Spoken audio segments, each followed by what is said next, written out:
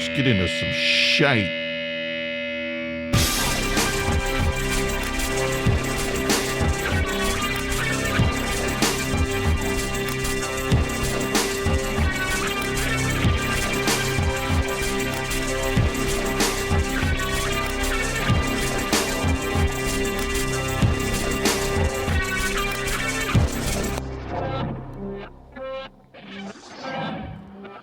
Hello, my friends. Welcome to the Outta Toon Podcast. I am Rick, and hanging out with you for just a little while here on the podcast. Now, for those of you who might be new to the podcast, raise your hand.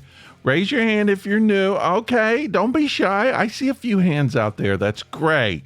Let's explain just a little bit. This podcast is a weekly podcast, more or less, mostly more. Occasionally, well, when we first started, we were twice a week.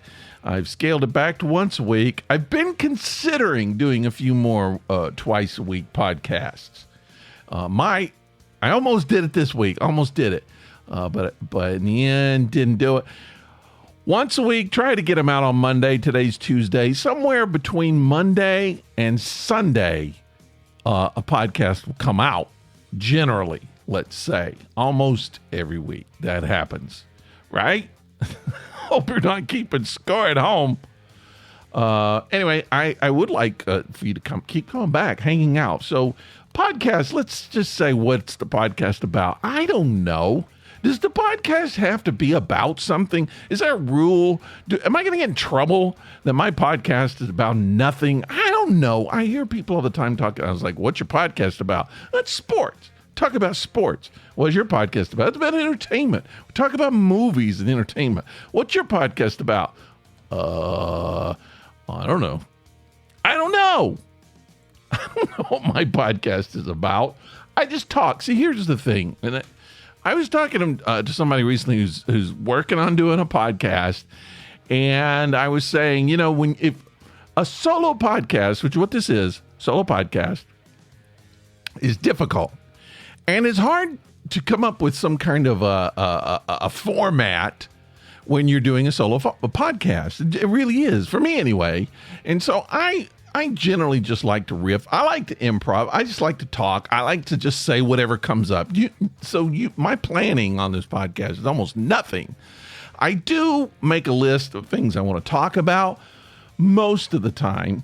Sometimes I'll get in and especially if it's something that like right now I'm planning on podcasts to come out weird. It's weird. I'm warning you. I'm not going to tell you what it is yet. But it's just, I don't know why.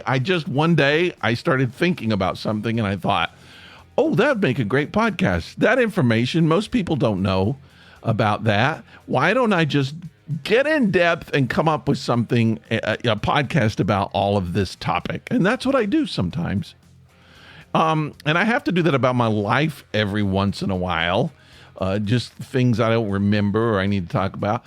But generally, it's just, I don't know. I just like throwing things out and talking about it. That's why I'm always saying to you, call the listener line. We do have a listener line, 678-348-0008. And if you call that line, you can help program the show.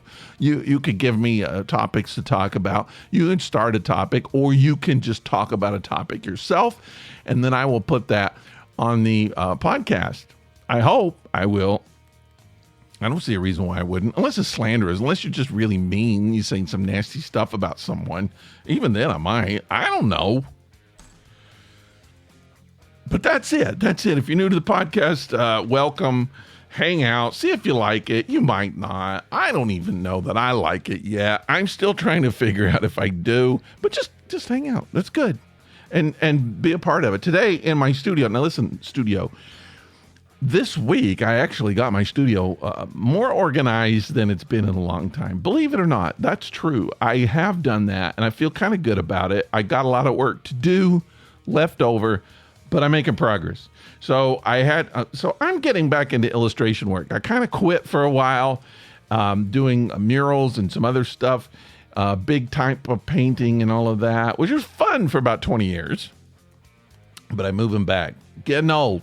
I'm aging out of the mural work. I still will do some murals. I hope I can do some murals. I love doing the mural work, but now it's kind of, I don't know, kind of time to sort of sit back and relax and do more sit on your butt art, right? So that's what I'm planning on doing. So I'm kind of setting up my illustration station, getting into doing some more illustration type work, painting, still doing some painting, not as much outdoor painting. So I've set up my little station here, got my little illustration stuff, been doing some stuff, selling it online. I'm actually selling art, which is nice. You can sell art. If you're an artist, you can sell art online. Just be creative. Look for ways to do it. And I've been selling and making some money. It's nice to make money as an artist. It's nice to make money in your, no, I'm not rich. I'm barely making it, but it's okay. You're just having a good time. I don't know. I might have to get a job at Starbucks. I might have to get a job at Walmart. I don't know. Hold on. I was going to say today in my studio, my cat's been he tries to get in the studio every time I do a podcast. And today I just left the door open. I was like, what the heck? Let him come in if he wants to come in. Oh, he wants to come in. You know what else he wants to do? He wants to walk on top of the podcast recorder and just take a chance of turning it off. So I got to be careful. He's popping back up. Here he comes back. He wants to get up on the table, on the desk. That's what he does. My wife, he loves getting up on her laptop and sitting on her laptop while she's trying to do work. So that's what he's trying to do right now. I'm just going to let him go. He'll get tired of it. Cats are like kids, you know. You try to get them to not do something, and then they're going to want to do it more. So here he is. He's knocking my light over. He's walking on my notes. So I'm going to keep putting him on the floor. Atticus. That's who he is. He's Atticus. He's the baby kitty. He's actually the first being that my wife and I raised from a little person, little thing,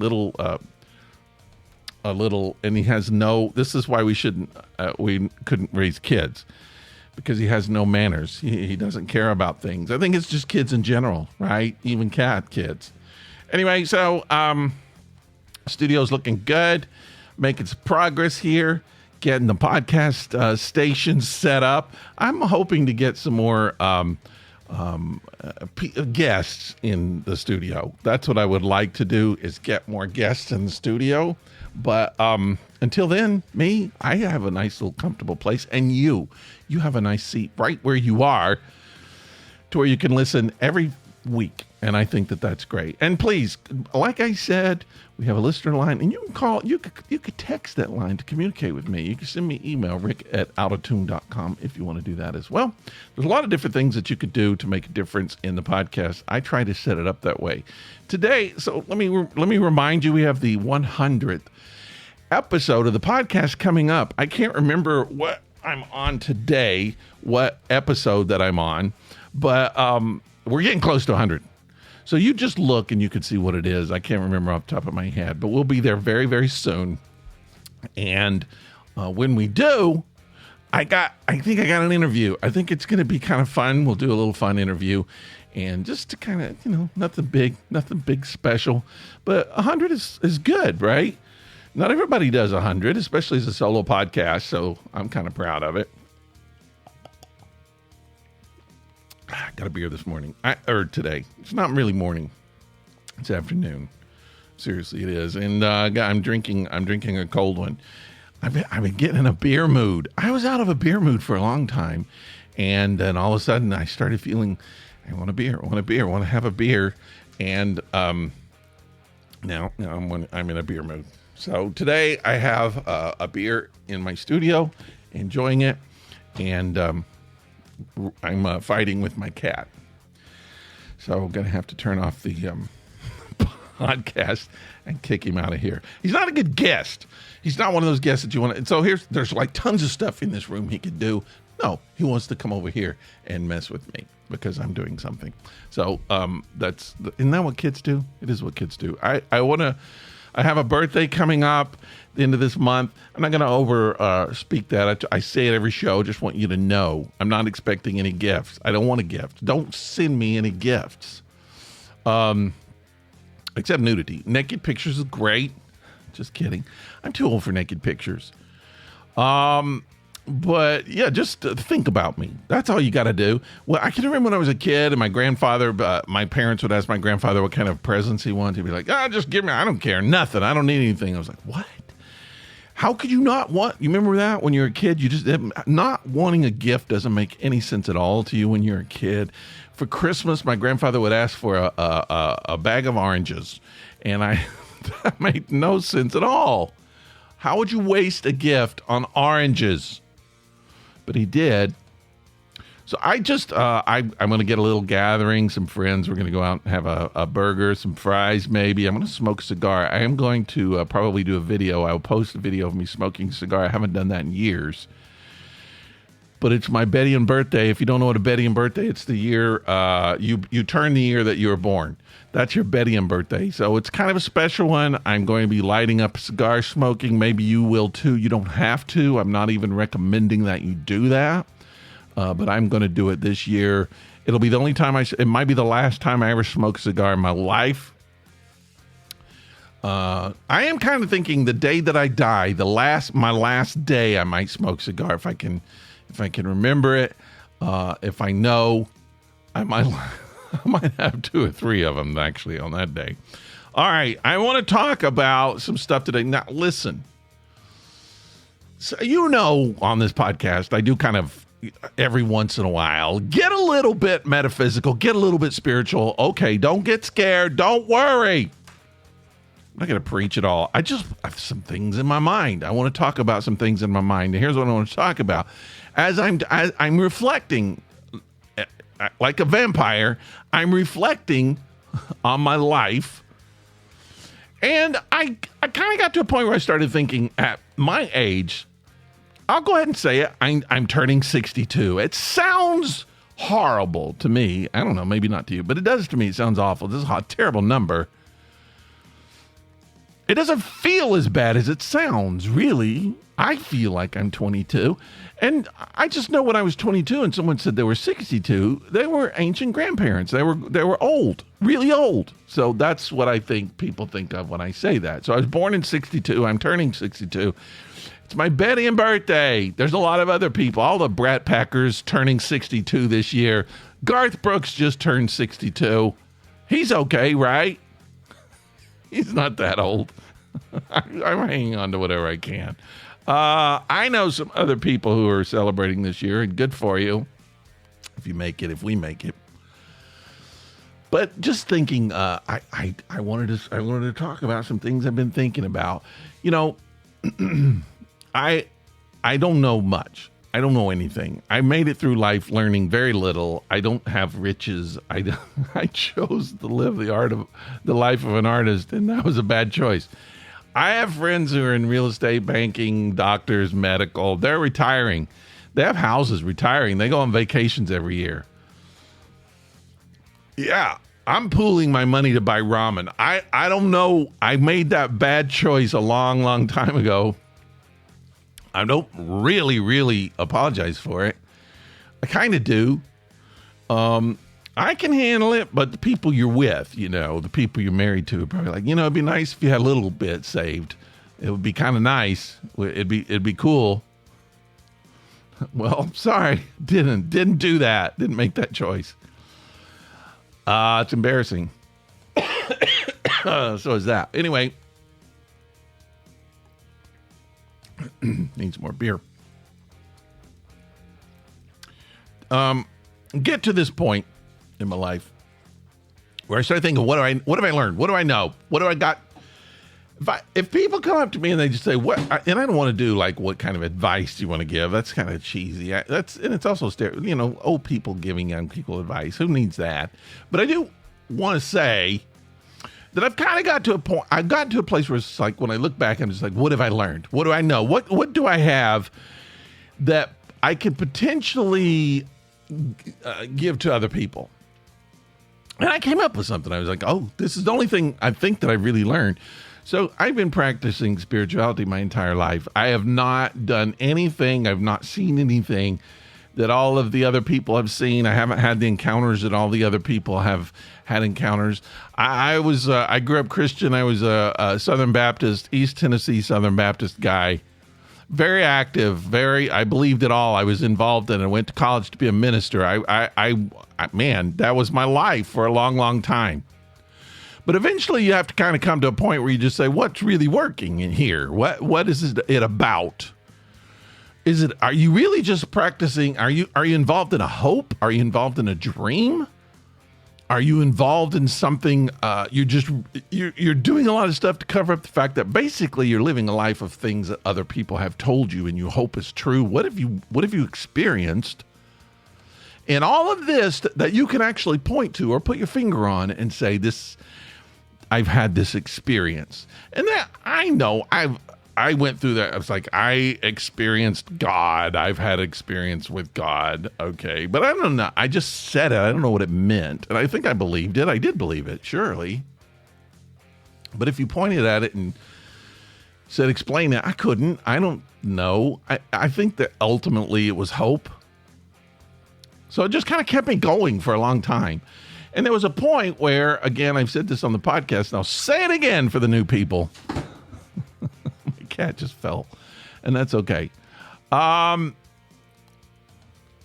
47 years old, I was praying / meditating, and I remember just thinking, why doesn't God communicate with me? Why does God not do this? And one of the few times when it was almost a voice in my head came back and said to me, because there is not one. There's no God to communicate with you. It was, I feel like it was like that experience that Jesus talked about being born again. That's what I was just like the biggest, oh, wow, aha moment of my life. Everything it's like the clouds parted. For the first time I could see clear, and I just knew, wow, that's the solution. That's the answer. And so for 10 years, my life spiritually was nothing. I came out of that. And that seemed very right to me. And I think what was happening was it was the old idea of what God had disappeared. And I just, the way I looked at it was that was it. There's nothing else.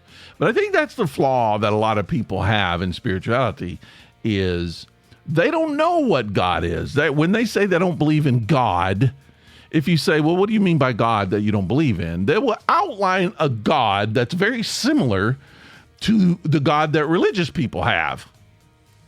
And they'll say, I don't believe in that God. And the answer is, okay, well, what if it's something else? What if there's a God that's something that you haven't thought about, that you haven't experienced? And so it's easy just to go, I don't believe in God, never experienced God. And it's like, well, wait, maybe you haven't looked for God. I hadn't experienced, maybe there's a lot of people who haven't experienced love in their entire life. And then one day they fall in love and they're like, whoa, I never felt this before. So we don't always know because we have in our head, we have kind of an idea of what, we've been taught this is what God is. I was taught that in a Baptist church. So I grew up thinking this is God. God is for a long time, some white beard man in the clouds, whatever. And then you kind of add to that, take away from that, you change, and he's just a supreme being and all of this kind of stuff. And then ultimately that kind of stops working because you don't find that God. I never found this. I looked intently. What the Bible says, seek and you will find. No, I mean, in that case, you won't. Ultimately, yeah, you do have to say. And even saying that, sometimes you don't. Anyway, so, but you do find out that particular kind of character, I call it character God, that God that's a character doesn't exist. But there's something, and I don't like the word God. I'm okay if we don't use the word God, although I'm going to kind of use it here. There's something in this, there's something that you could say is God. Even though I'm okay with not using that word. Maybe we don't use the word. There's something, let's just say there's something beyond humanness. There's something beyond us just being this normal, regular human that you can point out and say, that is God. Because even if you say there's no God, I would say, well, okay, I'm God. How do you know I'm not God? Because I'm here. I exist. You can't say God doesn't exist if I say I'm God, because I do exist. And so therefore God exists if I believe I am God. You got to prove I ain't no God. And the only way that you can prove that I'm not a God is to use the rules from the other religious people's God. Because maybe God is me. Maybe that's God. Right? Are you following me? Have you lost interest? Have you already left? You already changed the channel to another podcast. Well, here's the thing. When I was a kid, I always used to think it's weird, and we don't have a user's manual for life. We're thrown into this existence, and then it's just like, you got to figure it out. And sometimes it's like, why? I didn't ask to be here. Why do I have to figure it out? What am I supposed to do? I didn't even want to be here. Why did my parents brought me here without? Now I'm supposed to figure things out? Why is that my responsibility? And we're all kind of stuck in that, is that we just don't have a manual to deal with. So we got to kind of stumble around. It's like, is this the way to do it? Is this I screwed that up, didn't I? Oh man, I wish there was somebody that just could have said, that's not how you do it. Somebody could have said, don't be an artist your whole life. Get a job as a therapist, as a doctor. That doesn't really work. Me and my grandfather probably did say that, but want me to be a pastor. But you just stumble around. You just figure it out. But I will say, in studying spirituality, I kind of got to a point where now I can say I know what it's about. That's bold. I know. I still got a lot of living to do. It could change. But no, I kind of feel like I've got to a point where I'm just like, aha, that's the key. That's what it's about. That's what a lot of people don't. A lot of people don't know that this is it. And I'm going to share it with you today. You're going to learn the secret of life today. It's your lucky day. I'm going to teach you the secret of life as taught by a 60-year-old white man. That's right. We need more of that, right? Okay, I'm going to be serious. This is what I've learned without a manual. I've stumbled around, and I got to this because I think this is the key, and it's what, let's just say, as far as I know, what I know of religion, most religions point to this, okay?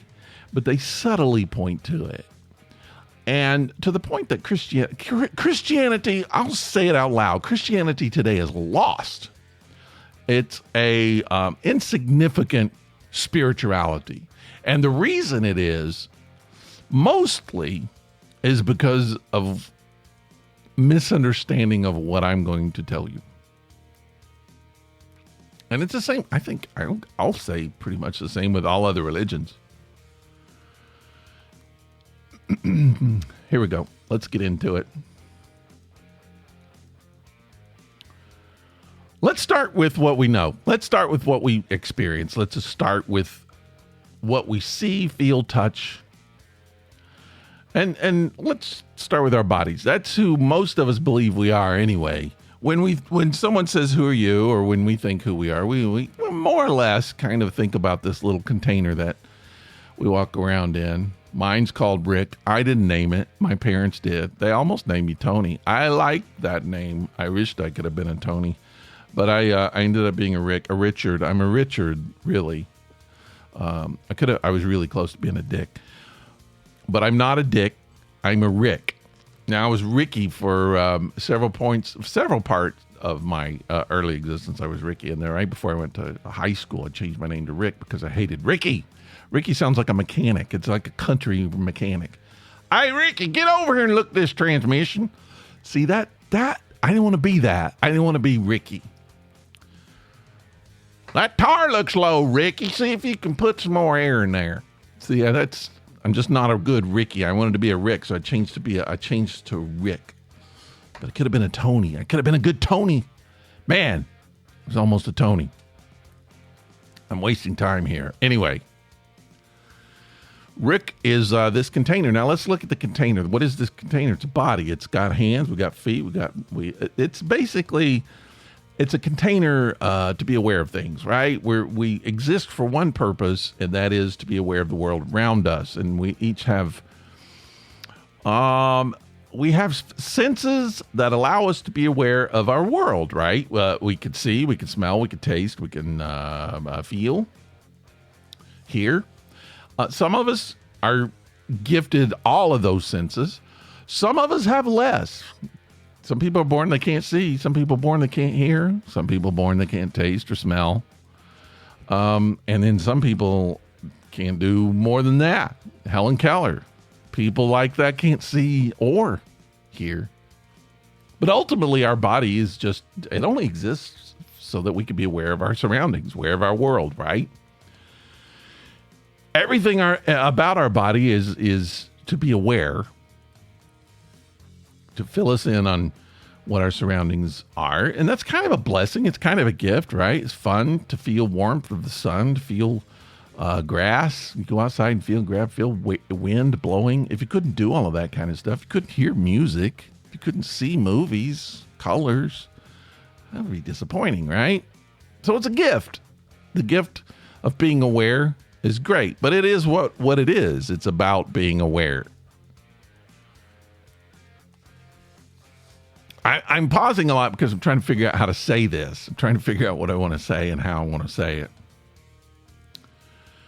Anyway, so we are that, but somewhere along the way, and usually when we're kids, we mistaken this little package, this little thing, this form that we are, for us totally. So we somewhere around 2 years old, when we start realizing this is me, this is me. That's mine. That belongs to me. I am important. I need attention. I have food that I like, and I don't like this food, and I'm important, and I need people to respect that. And then that's when trouble starts. And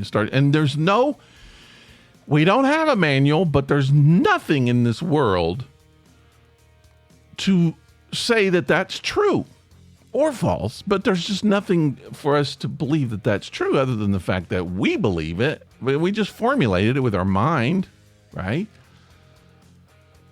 Why? Maybe some people, our parents maybe told us that it was true. So our entire existence is based on a rumor, on just something someone told us. But there's nothing anywhere to show that is true. Other than the fact we just believe it. So let's look at the biology of it. What do we got? What's our package made of? What's this little form that we're walking around? What are we? Well, we're cells, we're blood, we're bones, we're mucus, we're just a bunch of biology, right? Bunch of oozing liquids and some solids in there, which are very kind of oozy as well, all moving around doing things for a purpose. And the purpose is so that we can kind of be sustaining enough so that we can continue being aware. So you got blood flowing through your body. You got water. You're made up of large percent of water, right? Your chemicals, your dirt, vitamins, just a lot of stuff. But where did you get that stuff? What is that stuff? Where did it come from? I mean, when you're a newborn, it's your mom's. Your mom, right? you are made up of the flesh of your mother. To a certain extent, the flesh of your father, too. You get father DNA, but you're made from cells from your father, cells from your mother. You're sustained by things your mother ate. Your body that you have as an infant is essentially made of food that your mother ate. And then you get to a point where you start eating food yourself. You start building your own body by the things that you're eating. And that's it. You don't have really anything other than that. If you stop eating, you wither and die. Your body will die. Why? Because you're not keeping that body going. Everything in your body is made up of something else. And the thing that it's made of is this earth. It is, when you die, you go back to it, right? You dissolve back into the earth. So if you think you are a body, then you're fooling yourself. It's an illusion. You could do it, and most of us do. We look in the mirror, comb our hair, put on clothes, grow our beard a certain way, brush our teeth, try to be appealing to the opposite sex, to the same sex, to the people in the office, whatever. But it's an illusion. We're not that thing. We're just, those are just little weird shapes. I mean, you think if you saw an alien, they look, whoa, out of those weird little 5 things coming off of the end of that. Well, that's my fingers. That's how we point. That's how we touch. It's how we feel. It's how we become aware of things. But we, it's almost like a hypnotism. We get so used to all of that. We see the nose as just being a part of the face, and then it becomes almost like a caricature or logo, when really it only exists so that we can breathe, so that we can be aware of what's around us. Am I getting too scientific here? Just ride with me. If you don't like it, there's another podcast in a week. But that is it. Whatever we're tasting, seeing, whatever. I mean, eyes. You could look at somebody, you got beautiful eyes. It's like, oh, it's just a little globe of jelly fluid, right? That's all it is. When you think about it that way, it's like, ugh. But we forget about that, and it becomes something romantic because we allow ourselves to forget about it and just see part of it. It's what we're seeing is not even real. What we're seeing is kind of a mental image, construct of the other person. And part of that image says, I'm here, you're there. Look at the outline of my body. I have a head, shoulders, my chest, my waist. So that's my outline, and this is your outline. Therefore, I'm here and you're there. We're separate. We're totally separate beings. And I really like you, and let's get married so that we can become one, right? Something like that. Or you could become my enemy, and we're going to fight each other. We're going to make sharp objects to poke inside each other's awareness form. But ultimately, we come from the exact same pile of stuff, which is the earth. We all drink the same water. We breathe the same air. We eat the same chemicals in order to build a body made of the same stuff. When you're in a room with 20 people, 50 people, 100 people, you're breathing the same oxygen they breathe, and most likely the cells from their body come into yours. That's how things get spread, viruses, diseases, whatever. You're sucking in their stuff, their cells. So we're and I guess the point being, we think that we're just these little solo little containers, but we're much more connected than we believe that we are. We're all made of the exact same stuff, and it may not look like it from that human vantage point of our eyes, but ultimately we are, and we're sharing fluids, we're sharing microscopic cells to the point that we're all really one entity. When you think about, if you say, okay, well, I'm not that. I'm a soul. What's a soul? It's an invisible thing that lives inside of this. Have you seen it? Well, no, but I've been told. I mean, I could feel like I'm something, right? Well, is it your mind? Well, yeah, I'm part my mind too. Well, the contents of your mind? What is that? Where did you get that? I mean, you think about it. Most of us, the content of our mind came, just like everything else, it came from people telling us things when we were kids. There is a Santa. Republicans are the way to go. You should be a Buddhist. That person is poor and therefore not a kind of person we want to associate with. Right? All of those ideas are put into our heads, and sometimes we get old enough and we challenge them. We change. For the most part, we keep the same ideas we were trained in because it helps us to function in a society that we all live in. And you can't deny the fact that if you're a farmer in the South, if you're a farm boy in the South, you got fundamental differences in the way you think than, let's say, a mechanic in Queens, New York. We're humans, we're Americans. But what we were taught and how we grew up, the content of our mind is going to be very, very different. And if you were born in Toronto, Canada, if you live in Canada, you're going to be very different from somebody who lives in Singapore. You're still human beings. There's going to be some similarities, but also big, big differences because the content of our mind has been funneled into, that information has been given to us just like our body has been given to us. And even if we change our way of thinking, a lot of times it's based on what somebody else has told us. If we open up, let's say we grew up Christian, we became atheists. Well, most of the time we do that because we came across information that said atheism is better. And that person gave us different information. So we changed our mind. But what really changed? So the mind and the body basically belong to other people when we've thought all this time that it was ourselves. I do believe that there's, I won't say an entity. I think there's something about each of us that is not been given to us by other people. But in saying that, I don't think it's us.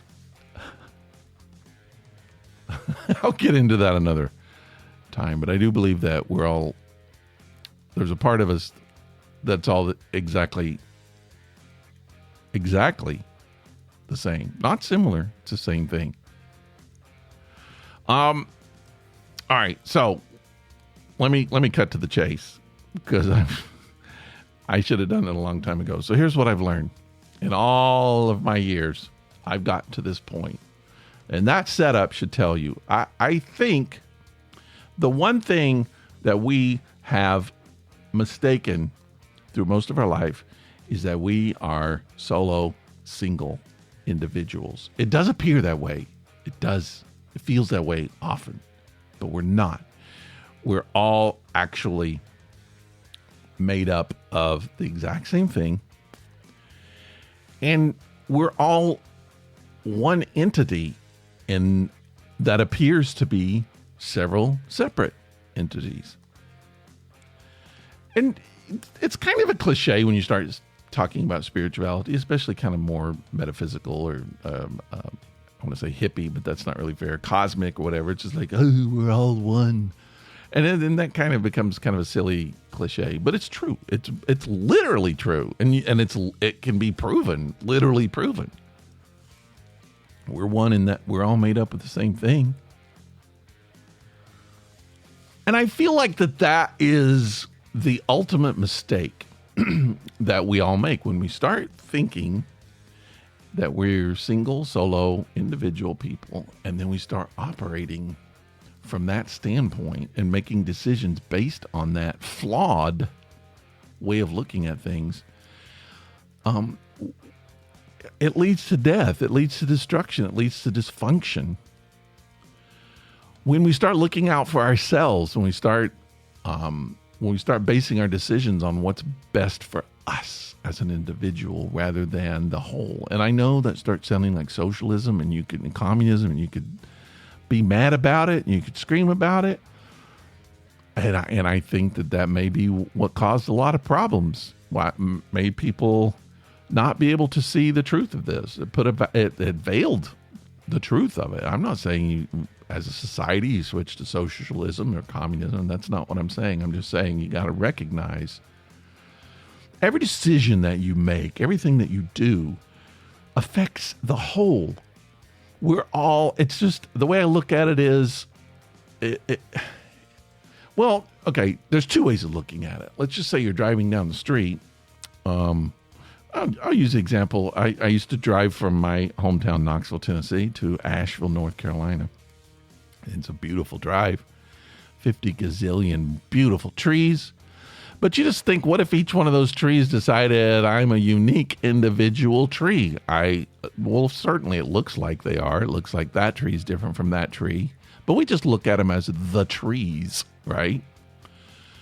We could see the outline of this one. We could see the outline of that one. Underneath, the roots definitely cross. They're making use of the same nutrition. They're drinking the same water. Ultimately, they're the same. They are the same beings. They're the same things, just like us.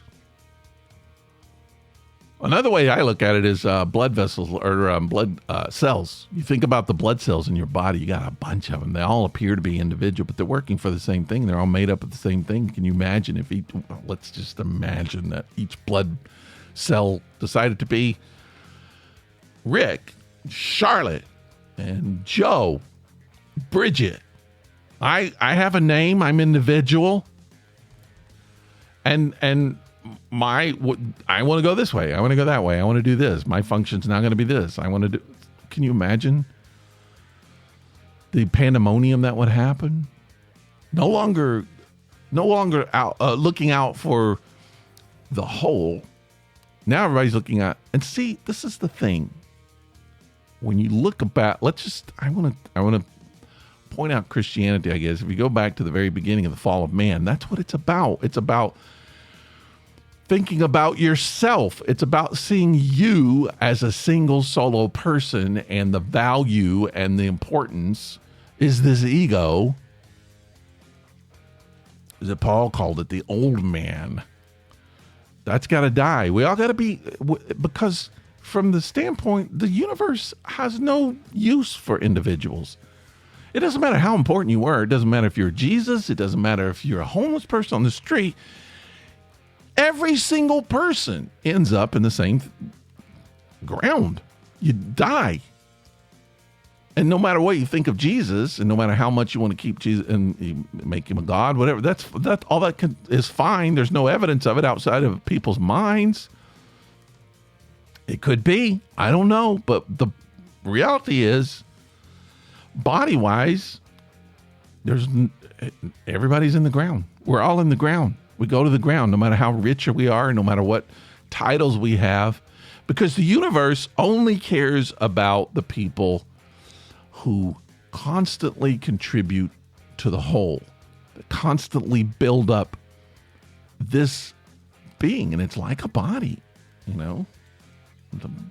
don't know, biblically, Jesus often used the bride of Christ, and I think it's a sort of a different concept, but it's kind of the same thing. Everybody, there's no individuals. You have to realize it seems they're individuals, and we do live that way for a reason. So sometimes, you're going to get mail with your name on it. You're going to get called to jury duty, and you can't go, there's no individual, so I will not come. You can't do that.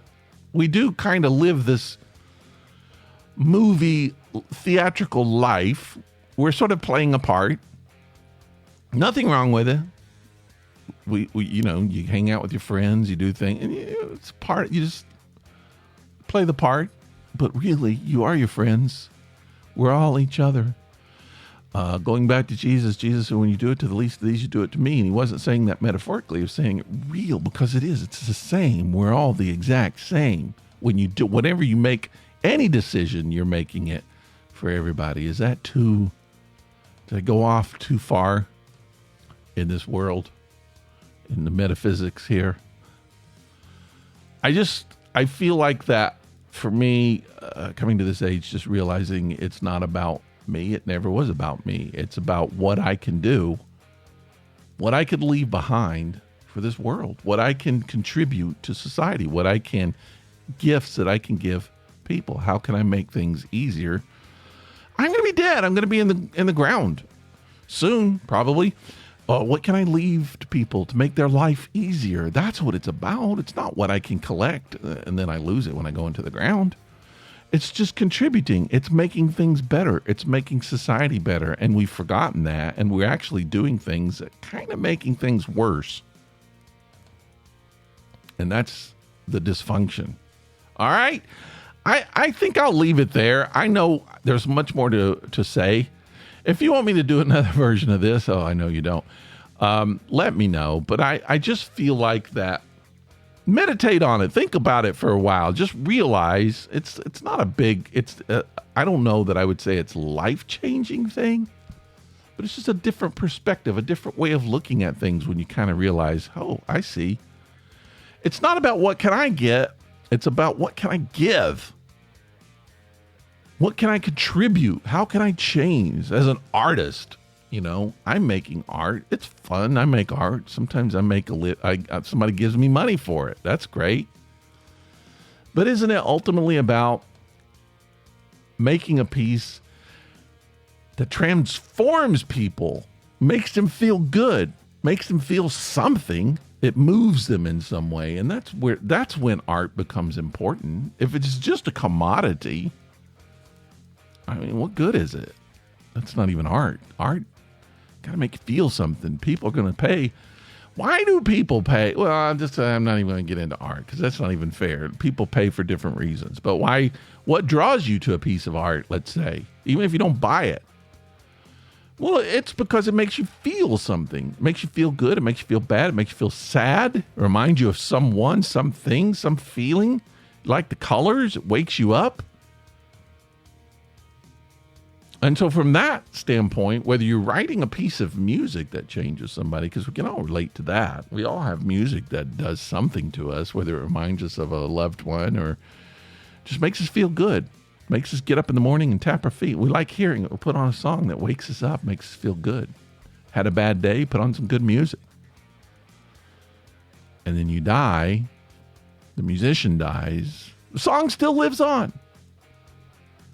And it changes, and I feel like that is what it's about. The one thing I've learned in all of my years is it's not about me.